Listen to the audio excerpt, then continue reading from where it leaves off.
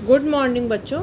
आज हम आपका जो है मोशन वाले चैप्टर में से equation of motion topic discuss करने वाले हैं।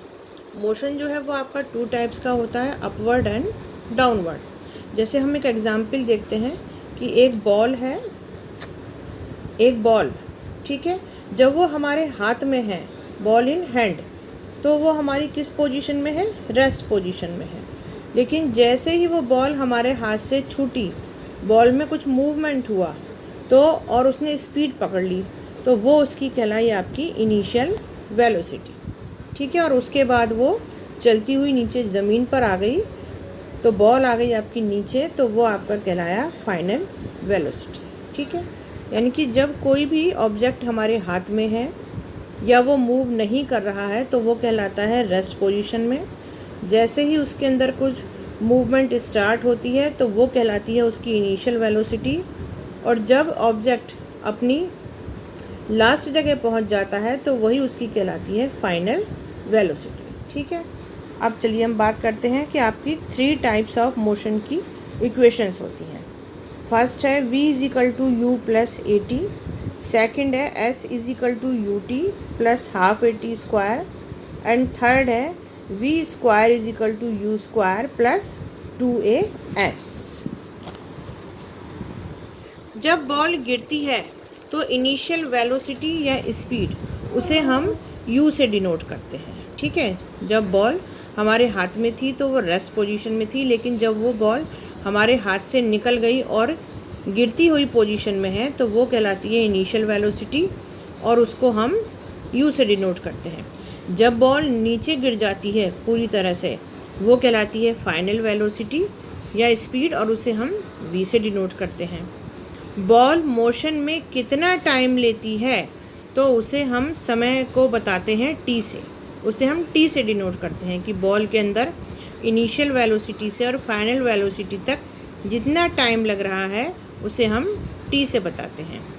वेग परिवर्तन की दर, ठीक है, यानी कि rate of increase of velocity, velocity की रेट में जो इंक्रीज़ होता है उसे ही हम क्या कहते हैं? एक्सीलरेशन, और उसे हम किससे बताते हैं? a से बताते हैं। बॉल की डिस्प्लेसमेंट को s कहते हैं। बॉल की डिस्प्लेसमेंट को या किसी भी ऑब्जेक्ट की डिस्प्लेसमेंट को हम s कहते हैं। कितना डिस्टेंस कवर कर रही है, ठीक है, यानी कि डिस्प्लेसमेंट और डिस्टेंस जो है वो दोनों सेम हैं और उनको हम s से ही डिनोट करते हैं।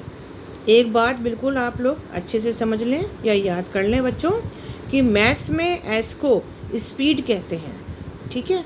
जब हम मैथ्स पढ़ते हैं तो उसमें हम s जो होता है वो स्पीड के लिए हम बताते हैं, लेकिन साइंस में हम s को डिस्प्लेसमेंट या डिस्टेंस से के लिए हम उसको बताते हैं कि डिस्प्लेसमेंट हमारा किससे शो होगा? s से, ठीक है। इस टॉपिक में ज़्यादातर ऑब्जेक्ट्स जो हैं आपके स्ट्रेट लाइन में मूव करते हैं, यानी कि ये जो हम टॉपिक पढ़ रहे हैं आपका इक्वेशन ऑफ मोशंस, या टॉपिक है आपका मोशन चैप्टर, तो इसके अंदर जितने भी ऑब्जेक्ट्स हैं वो आपके ज़्यादातर स्ट्रेट लाइन में ही चल रहे हैं।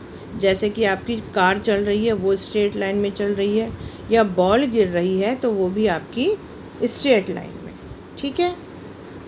जब बॉडी स्ट्रेट लाइन में मूव कर रही है तो डिस्टेंस एंड डिस्प्लेसमेंट की वैल्यू इक्वल होगी। अगर आपकी बॉडी स्ट्रेट लाइन में चल रही है, बिल्कुल सीधी चलती हुई चली जा रही है, तो उसके अंदर जो मूवमेंट हो रहा है उस समय डिस्टेंस और डिस्प्लेसमेंट की जो वैल्यू होगी वो भी कौन सी? आपकी न्यूमेरिकल वैल्यू, वो बिल्कुल इक्वल होगी। और इसी तरह स्पीड एंड वेलोसिटी की वैल्यू भी आपकी क्या होगी? इक्वल होगी, ठीक है। हमारी इक्वेशंस सभी मूविंग बॉडीज़ के लिए यूज़ नहीं होती, जितनी भी मूविंग बॉडीज़ हैं सभी के लिए यूज़ नहीं होती।